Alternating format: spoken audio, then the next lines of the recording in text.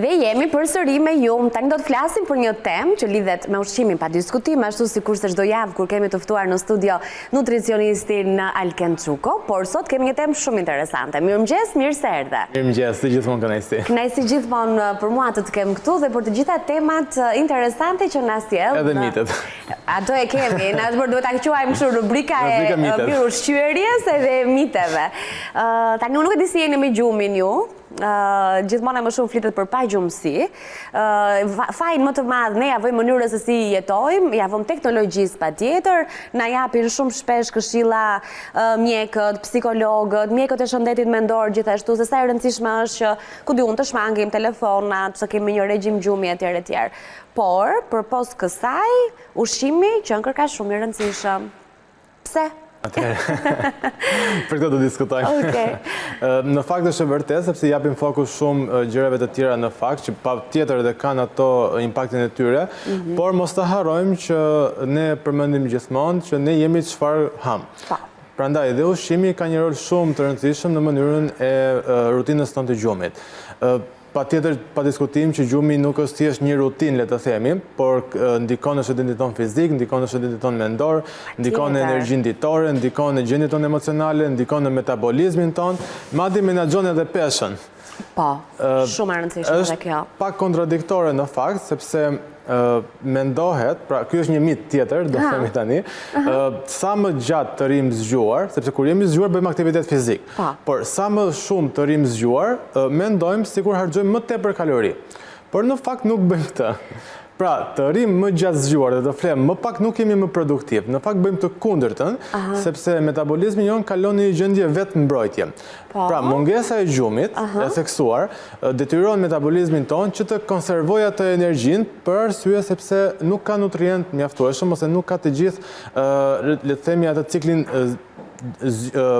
gjumëzgjim, i cili duhet të kryhet në mënyrën e duhur dhe e bën metabolizmin më të ngadalë për hir që të konservojë kaloritë. Dhe në këtë mënyrë ne nuk harxojmë kalori, por nga ana tjetër i bëjmë më shumë dëm vetes tonë, duke ngadalësuar metabolizmin dhe duke shtuar në peshë më fakt. Prandaj gjumi është shumë i rëndësishëm dhe për menaxhimin e peshës. Më vjen mirë. Ashtu, mendova se duke fjetur më shumë, ne kemi një vak më pak. Po. Se e zëm atë kohën e të ngrënjes. Një problem më pak. Okej. Por do ta fokusojmë tek ushqimet, sigurisht. Atëherë, prandaj kam zgjedhur shumë ushqime të ndryshme dhe në fakt janë ushqime të cilat përmbajnë shumë vlera të larta ushqyese, duke përmendur antioksidan, vitamina, makro dhe mikro shumë esencial. Janë disa elementë në fakt që unë duhet i përmend përpara se të futemi në thellësitë të gjithë këto produktet, të cilat ndikojnë shumë në cilësinë e gjumit tonë. E para është melatonina. Melatonina është një hormon i cili ndikon cilësinë e gjumit tonë. Pra, në momentin e fikjes së dritave, truri jonë e prodhon melatoninën duke na dhënë atë gjendjen latente gati në gjumësi, ku më pas neve flem gjumë. Melatonina ka një prekursor i cili quhet serotonin. Nga ana tjetër, serotonina është një neurotransmetues i cili në momentin e ciklit gjumëzgjim, ajo konvertohet në melatonin.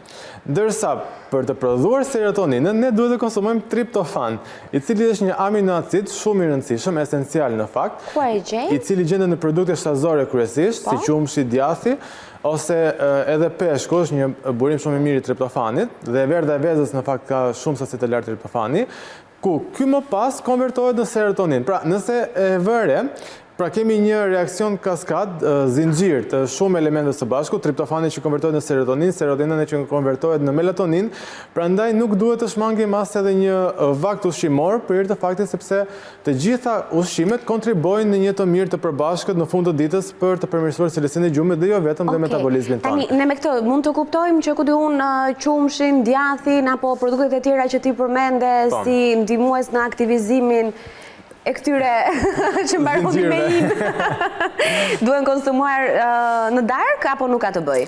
Atëherë, nëse ka dhe një sekret në fakt, sepse këto duhet konsumuar kryesisht në çdo vakt të ditës, nuk është problem absolutisht, sepse kemi bërë dhe një stil jetese në bazuar në rregulla, në thonjza, le të themi që kjo nuk duhet konsumuar në këtë orar, kjo nuk duhet konsumuar në atë orar dhe nuk bëjmë asnjë dhe një gjë tjetër përveç se e vendosim veten tonë në një stres të panevojshëm që në fund të ditës nuk na bën mirë, dhe thjesht na pritet cilësinë e gjumit. Afrimi drejt orarit të gjumit kishte nevojë për për një regjim edhe ka nevojë për shmangje të disa produkteve, por jo eliminim të tyre.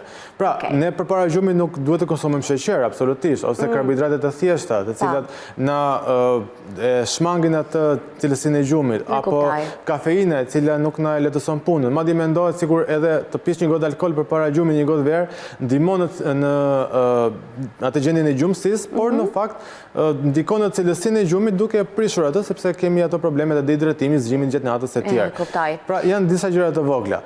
A mund të na prezantosh disa prej produkteve që kemi këtu edhe pse i ke sjellë sot lidhur me tematikën? Po.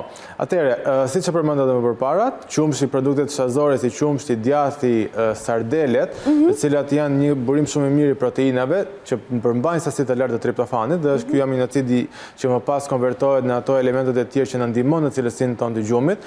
Përpos tyre janë dhe shumë të shëndetshme për trupin tonë, sepse qumshi përveç faktit që ka triptofan, ka dhe shumë sasi të larta të kalciumit. Dhe mendohet në fakt që qumshi kutis nuk është i shëndetshëm, por ky është, le të themi, edhe një tjetër mit, na doli rrugës i papritur. Ne shpesh blejmë qumësht, kemi rastisur gjithmonë që të kemi marrë qumësht nga fshatarë të ndryshëm që e shesin në mënyrë ambulante, kryesisht shumë vite më përpara, dhe kemi zgjerë në shtëpi tona. Por ai trajtimi termik, sepse industria bën diçka, industria nuk ka leverdi për të harxuar më tepër energji se sa duhet, sepse në fund të ditës është kosto. Dhe ka një llogaritje të precizë, të saktë, për trajtimin termik, pra për kohën dhe për temperaturën që i nevojitet qumshit për të pasterizuar apo për të sterilizuar në formën UHT. Dhe nuk e kalon këtë temperaturë. Ndërsa ne në shtëpitë tona thjesht e lëm të zi derisa të derdhet dhe pastaj ndjejmë atë aromën, çfarë i shkatërron të gjithë lagja. Por në fakt ne shkatërrojmë të vlerat ushqyese të atij qumshit, sepse sa më i gjatë të koha trajtimit termik, aq më pak vlera ushqyese do ketë ai qumësht. Ndaj qumshi në kuti nuk është aq i pashëndetshëm sa ç'mendohet, sepse ka realisht shumë të larta ushqyese, për shkak se trajtohet termikisht deri aq sa nevojitet për të qenë i sigurt për konsumim, duke ruajtur të gjitha vlerat ushqyese që nevojitet, qofshin ato mikroelementë, siç janë vitaminat, mineralet, por edhe makroelementë që janë proteinat, të cilat në temperatura të larta edhe degradohen dhe shumë shpejt, madje për sa i përket qumshit. Djathi është një burim shumë i mirë gjithashtu i proteinave shtazore dhe një alternativë shumë e mirë për të shmangur pak dhe drejt atyre proteinave plur, sepse është një burim proteinik shumë i mirë, dhe kompania Neranzi e sjell në formën e kubikëve të vegjël nga kompania Arla, dhe shumë i shijshëm në fakt, gjithashtu mund të përdoret në sallata të ndryshme, dhe përtej gjithë këtyre që përmenda, ka sasi shumë të lartë të triptofanit. Gjithashtu, përveç djathit dhe qumshit, janë dhe sardelet që janë mbreti, unë i konsideroj gjithmonë mbreti i detit, pavarësisht se janë shumë të vogla, por e kanë vlerën shumë të madhe, sepse kanë sasi shumë të larta të acideve yndyrore omega-3, të proteinave dhe gjithashtu sasi të larta të triptofanit, çfarë na e përmirëson cilësinë e gjumit. Pra, duhet të bëjmë zgjedhje të vogla për ndryshime të mëdha. Po, e vërtet. Produktet e tjera janë çokolata. Çokolata ka një komponim i cili quhet theobromin, është një komponim i cili ndikon shumë në cilësinë e gjumit dhe në lumturinë tonë. Çokolata e zezë kryesisht, unë rekomandoj minimumi 70% deri në 80% dhe më lartë, dhe kompania Neranzi ka një kompani e quajtur Valerona, që është çokolata më e mirë, le të themi, dhe më e shijshme, dhe janë formate, le të themi, kapsula të vogla në formë ovale, të cilat nuk e nevojë as ta kalosh sasinë, sepse shpesh kur marrim një kuti çokolate në formën e kubit të madh, do ta mbarojmë patjetër, sepse nuk e prem në mënyrën si duhet, na u pre pak më keq dhe do ta bëjmë drejt, do konsumojmë akoma më tepër.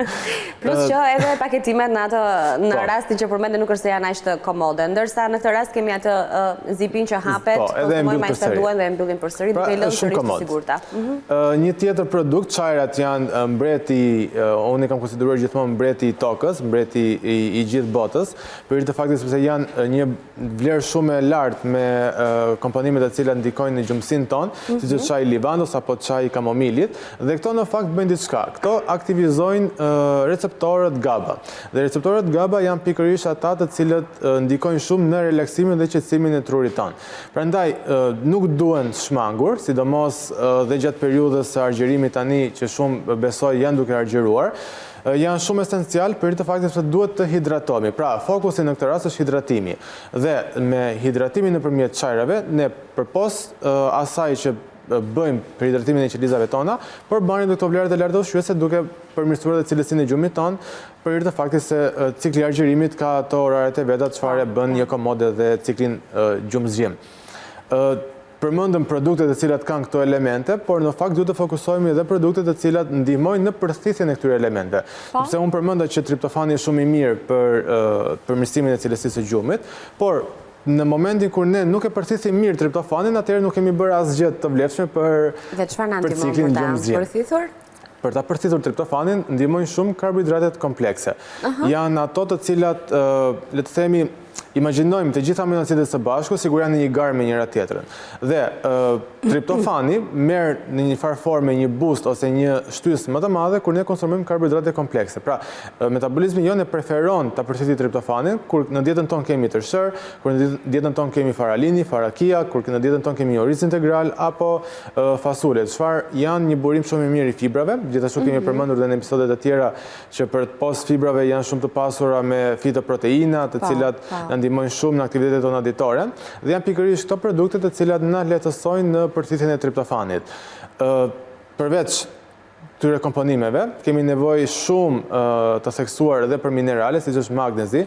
Magnezi merr pjesë nuk e mbaj mend sakt numrin e reaksioneve të ndryshme që ndodhin në organizmin ton, por është më tepër se 200 reakcione të ndryshme, të cilat magnezi është ai mikroelement që merr pjesë dhe ndihmon në kryerjen e këtyre reaksioneve. Dhe përpos magnezit dhe kaliumi është shumë i rëndësishëm dhe ku e gjejmë? E gjejmë patjetër në fruta arrore, siç janë arrat, stikat, lajthit apo arrat kajsus, dhe janë ato të cilat kompania Neranzi i sjell në formate të ndryshme, në formate 60 gram, 70 gram, 100 gram apo edhe në formate shumë të mëdha. Unë sot me vete kam marrë vetëm formatet e vogla, për hir të faktit se janë komode për të marrë me vete, praktike, dhe sasia e rekomanduar ditore është diku te 30 gram, 35 gram, çfarë me këto formate na e bën edhe më të lehtë punën në fakt, sepse nuk kemi nevojë për një peshore për t'i matur, por mjafton të konsumojmë gjysmën e një kutie dhe kemi të sigurt që kemi konsumuar 30 gram. Okej, pra me një të tillë ne shkojmë 2 ditë dhe kemi marrë të gjithë sasinë e duhur që na duhet, ja si më thonë Randi, duke na i dhënë edhe kështu gati, pa u lodhur shumë. Edhe të sigurta në paketime se nuk na duhet mbajmë qese letra me vete, por i kemi aty në të sigurta paketim, gjithmonë kanë atë certifikimin HACCP, që unë e kam përmendur gjithmonë, etiketat duhet lexohet gjithmonë për çdo konsumator, duhet të bëhet si një rutinë në fakt që të gjithë të lexojmë etiketën, dhe në momentin kur shohim që ka shumë stampa, ka shumë vula, ka shumë tike në formën e jeshilës, apo shkrimet si për shembull 100%, janë gjithmonë indikator që ky produkt është shumë i sigurt për konsumim dhe shumë cilësor. Alkend, jemi drejt fundit. E mbaruam, e kemi kaluar madje, por këto ishin ca informacione që kam përshtypjen kemi nevojë ti ridëgjojmë. Do doja të kujtoja pak ata që po na ndjekin se pak minuta më vonë këtë video do ta keni në YouTube, sepse ndoshta ka ca terma që duhet të fokusohemi pak më gjatë për të kuptuar dhe për dëgjuar edhe një herë se çfarë duhet të konsumoni për të patur një regjim gjumi të shëndetshëm, që duket thjesht gjumë, po vlen në gjithë ditën tuaj, në gjithë produktivitetin tuaj, në gjithë energjinë dhe ato që bëjmë gjatë. Është më e rëndësishme, pa gjumë nuk mund të jetojmë dot. Shihemi javën tjetër. Përsëri do shihemi javën tjetër si gjithmonë me tema interesante dhe mite të reja. Edhe kënaqësi të të kem këtu, të uroj një ditë të mbarë e të pres javën ardhshme përsëri. Faleminderit. Tani do të kemi publicitet, Villa 24 do të vazhdojmë në terren, kemi një stewardess shumë të këndshme, shumë interesante. Me siguri mund ta keni hasur në rrjetet sociale, por më shumë do të jetë gazetarja Çenkuela Hasan në një material. Kjo pas reklamave.